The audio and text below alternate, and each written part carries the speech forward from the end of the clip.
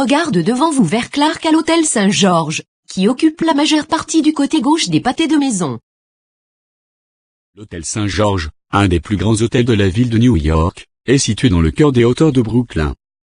Le Saint-Georges n'est pas un seul bâtiment, mais une collection de ceux construits à des époques différentes. Le Saint-Georges occupait un plein pâté de bâtiments délimités par la rue Clark, la rue Pinaple, la rue Hick et la rue Henry. Le bâtiment principal, la tour Saint-Georges est la partie la plus visible du complexe avec une hauteur de 30 étages. Cette section de la structure est maintenant un immeuble d'habitation coopérative. L'entrée Saint-Henri, aussi connue comme l'LOLR du Saint-Georges et précédemment l'entrée de l'hôtel, fait maintenant partie du service de logement pour l'éducation et qui offre le service des dortoirs aux étudiants universitaires des environs de New York. Cette même entrée permet aussi d'accéder à les studios appartenant au CIA. En 2005, et ont élargi leurs opérations au Saint-Georges et ouvert une nouvelle aile du bâtiment au 55 rue Clark connue sous le nom de résidence Clark. Il est construit sur le site du bâtiment qui a été détruit en 1995. Et loge 1200 étudiants de tous les coins du pays et du monde entier. Boutiques, restaurants, et de charmantes boutiques de quartier au niveau de la rue occupent les devants des rues Clark et rue Henry. L'entrée du métro est située à l'entrée de la rue Henry.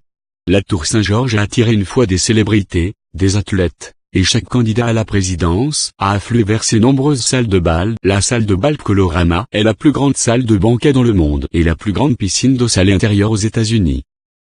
Une partie de Le Parrain a été filmée au Saint-Georges. Enseigne au néon sur la structure actuelle. La dernière portion de l'hôtel fonctionnant en tant que tel a brûlé dans un incendie en août 1995, bien que sa signalisation reste à des fins historiques. Sur la période 1975 à 1976, plusieurs prisonniers politiques, exilés du Chili par le dictateur Augusto Pinochet, sont restés à l'hôtel Saint-Georges. Beaucoup d'entre eux sont devenus des citoyens américains et d'importants latino-américains aux États-Unis.